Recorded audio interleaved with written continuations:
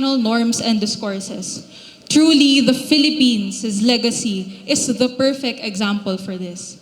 From CPR or Carlos P. Romulo's significant contributions during the birth of the United Nations to present Philippine ambassadors taking the lead in UN committees, the Philippines continue to demonstrate its unwavering commitment to multilateralism. The Philippines, despite being represented as a dot in the UN emblem, really is not a small country. It is rich in culture, rich in potential, hope, and diplomacy. However, the UN does face nuances and complex challenges that prevent them from fully realizing its mission of maintaining international peace and security. Countries one by one have called the structural reforms in the general debate of the 80th session of the UN General Assembly, emphasizing that the world now is not what it was 80 years ago. The Philippines' role in the United Nations, in international relations, must simply not be part of history. What does legacy mean? Legacy is not just about looking back. Rather, it is what comes next. It must evolve and respond to the current challenges of today. A student of international relations myself, I now ask, moving forward with a legacy like ours, how can we use what we have? Our history, our voice, our pakikipagkapwa-tao, to rise in advocating for a better, more inclusive, and more effective United Nations. Our legacy in the UN is not about the past. It is about the present and our shared future. Looking into the bigger picture, Filipinos of the future need the United Nations. Similarly, Filipinos are also important to the United Nations. The Philippines must take this as an opportunity to be one with the international community in advocating for a better, more inclusive, and more effective UN. We are not just talking, as what Professor Xiao Chua has mentioned. We are talking. Let us all be part of this conversation. Thank you and mabuhay. Thank you. Can I give a reaction? Or later? Okay. Sige, thank you. Thank you very much. Thank you. That was Miss Patricia Noble from the Lyceum of the Philippines University. Now may I call on our second reactor, a fellow Blue Eagle from the Ateneo de Manila University, Mr. Mati Valencia. Sir, please. Thank you, everyone. Good day. As we celebrate the United Nations today, we do not merely applaud the institution in itself, but what it has promoted and cultivated in the past 80 years. We are celebrating the triumph of people that, no matter how different, can come together in one space. And I find it deeply motivating and inspiring that I get to respond to it today. Yes, Professor Chua, the Philippines is important to the United Nations. It is comforting to know that the Philippine actions poses hope to us youth, especially Filipino youth. Why? Because to be honest, most of the time, we find ourselves demotivated. Or insofar, not as inspired as we used to be. But now I know that that shouldn't be the case. It shouldn't be the case. Sir Chua, you gave us a new idol for the youth. You know, for our youth, for us youth, it's important for us to try and embody someone, to try and follow someone. But we know, as in so far, not blatantly following them, as our ability to discern comes from there. Nonetheless, this kind of history tracing back with the different dignitaries before us, that we know it exists, makes us youth inspired to continue, but may I be as blunt as to say, to even make it better. Now, I want to add to the discussion based on the 4 pillars made by our late President Quirino. May I suggest that the 4th pillar, devotion of peace, be our first pillar? Why? Because I think that devotion of peace should be our guiding light, our norm, and our value that will actually guide the other 3 pillars. First, in the United Nations. Second, to the United States, our ally. Third, to our neighboring countries in the ASEAN. Because close cooperation needs to be defined to an extent where we should cooperate in. And I think it should be the fourth pillar, devotion of peace. I also found it striking when Professor Chua reminded us of a critique often thrown at the United Nations that they say it's useless because, well, it is a punching bag for us. But then Professor Chua said it's not because it has prevented wars.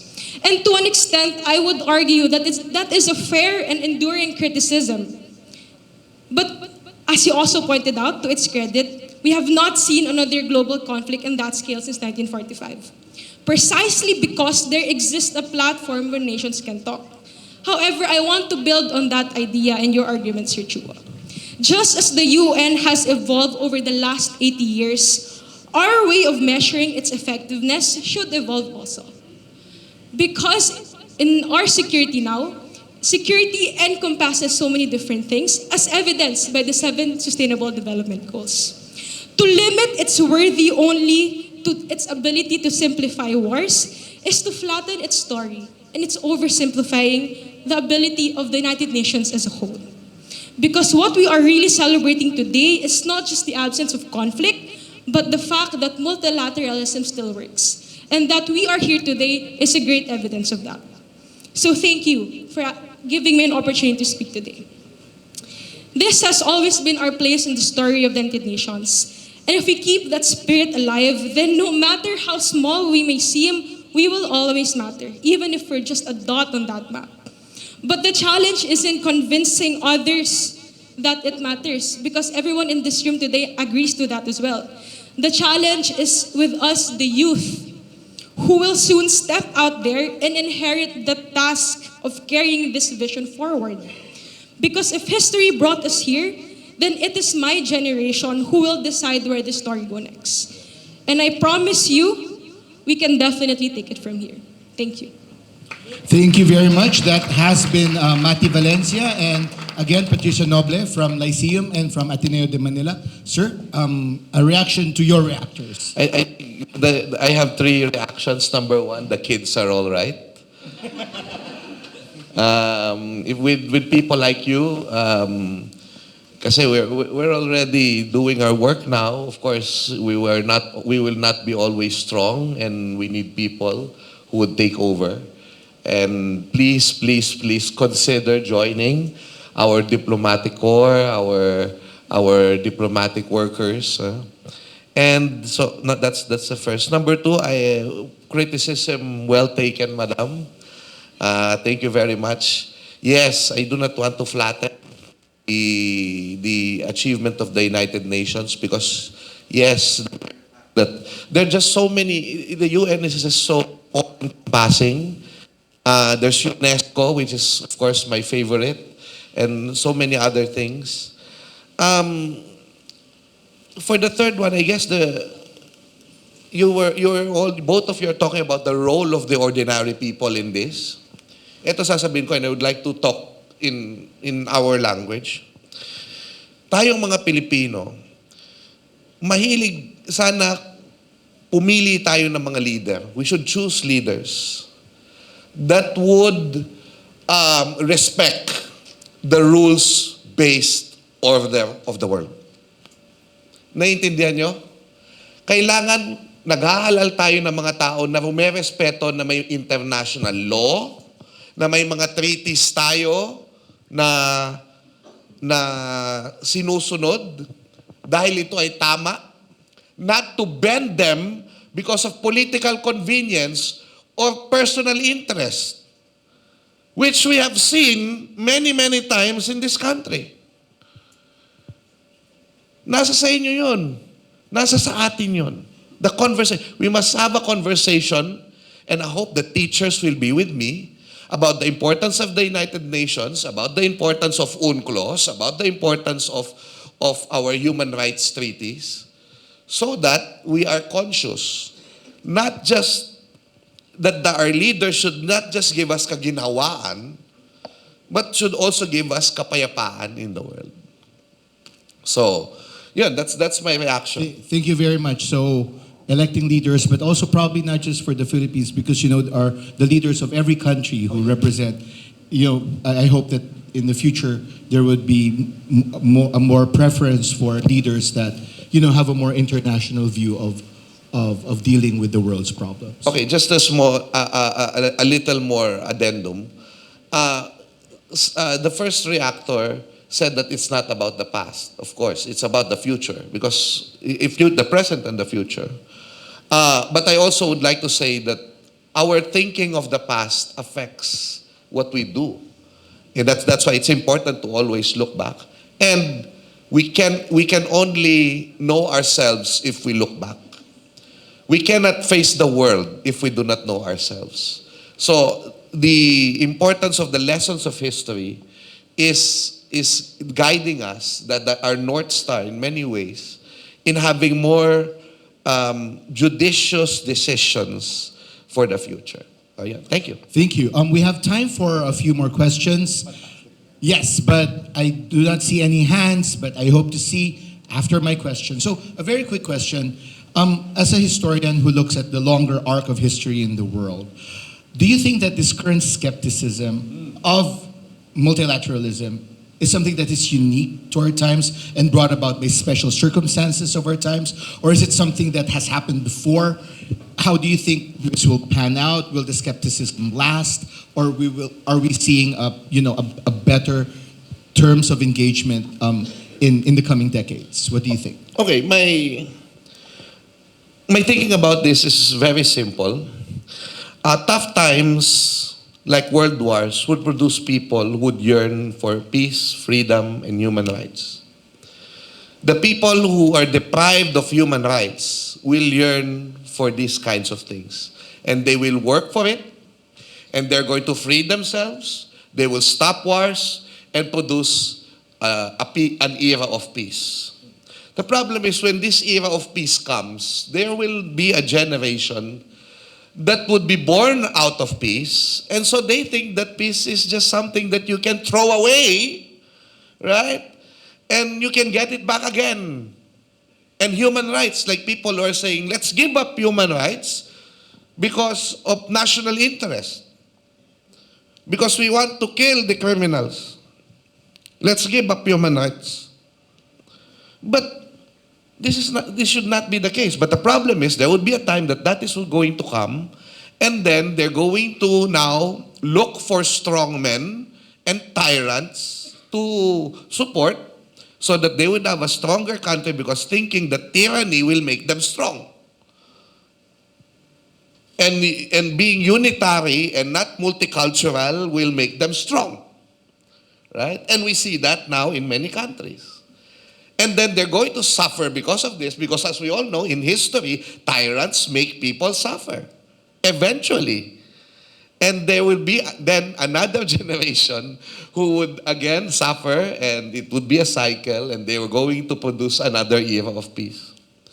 You know how we can cut this cycle? If we learn from history. The problem is, a lot of us do not learn from history. And so that is why it's very important to actually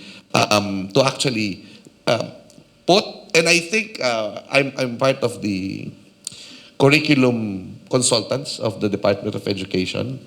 I know that we have placed in certain subjects the role of the United Nations, so that it would be in the educational system, it would be everywhere. So, yeah. Thank you very much. We have time for more questions. So I see hands. Come on. Okay, there. Thank you.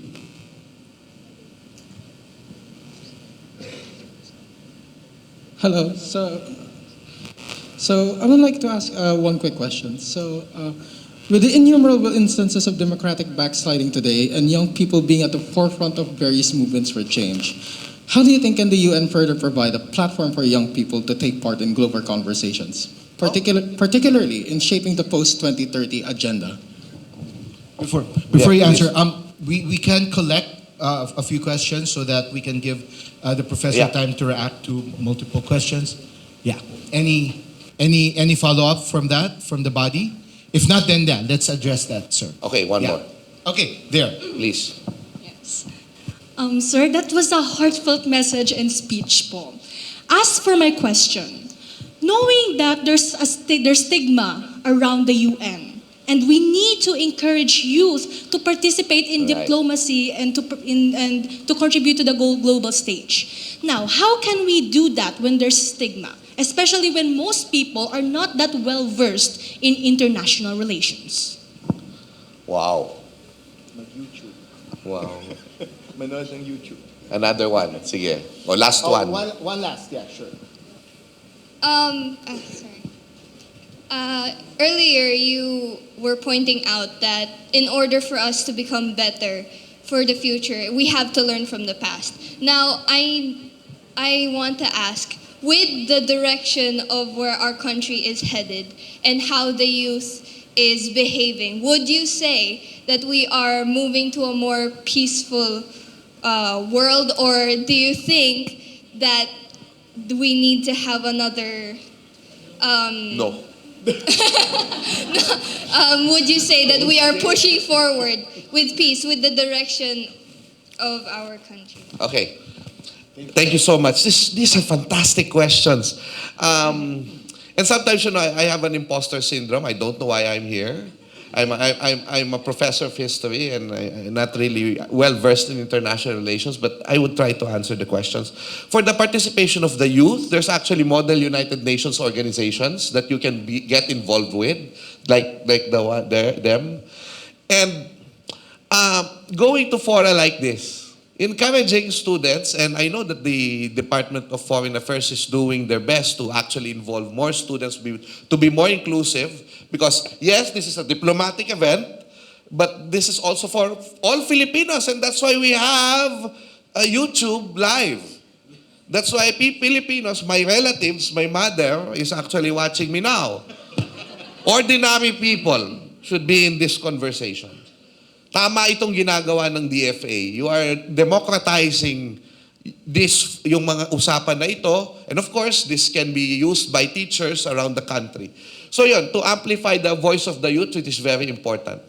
So now, there's a question about, and I think they're related, about the cynicism of the youth, how can they be encouraged? And number two, what do you call this? I forgot the other one. I think the first question from the gentleman. No, I already answered that. Stigma, yes, the stigma, and are we sliding back to yeah, that one. Are we sliding back to darker times? Okay, I tell you. I do not want to attack other countries, but this is what I'm going to tell you. You know, young people, and this is my message to the young people of today, do not be too hard on our country. Do not be too hard on our country. Yes, the ghost flood control projects and the corruption should inspire you that you yourself should get involved in government. Not necessarily to get elected, but to actually be in the forefront of non-governmental organizations, checking all of these things, being aware of the issues of the country. The results of the last elections actually proved that the young people, a lot of the young people, are actually waking up. And then, if you look at Congress, there's involvement of young people, new ideas, very progressive. Before, they're like fringe group in Congress, and now they're actually there at the forefront. Wow. So, yeah, so you don't be afraid. Don't think that all of government is corrupt.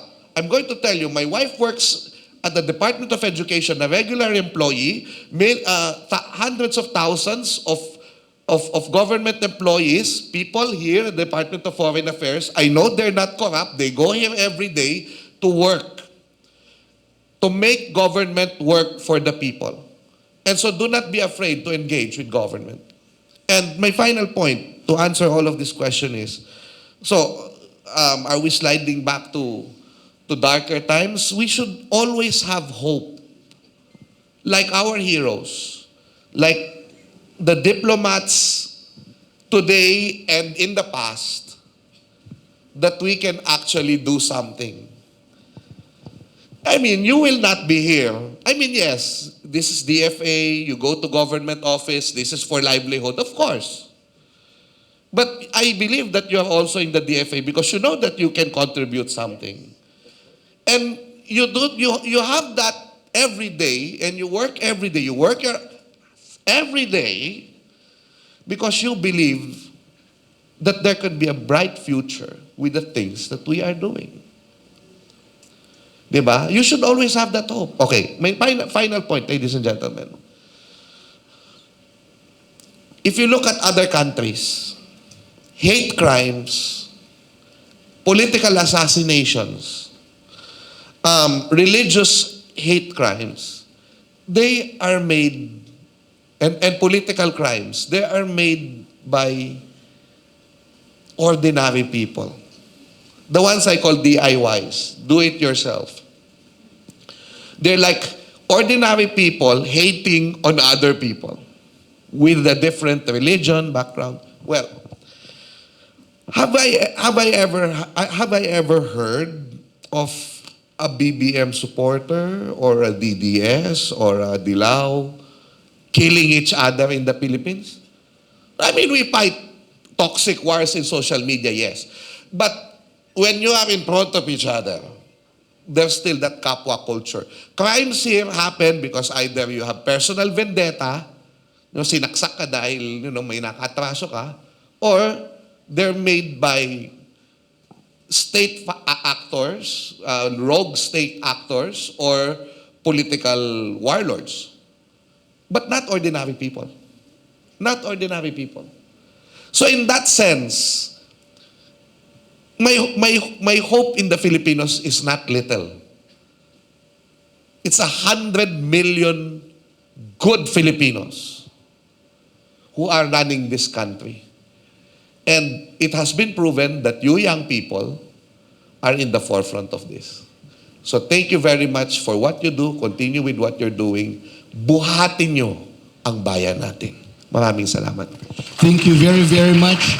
And on that note, I'm afraid we will have to end the lecture portion of our session this morning. We will move on to a panel session. But before we say goodbye to Professor Xiao Chua, let's show our appreciation by giving him another round of applause. Thank you very much. Thank you, sir. Thank you.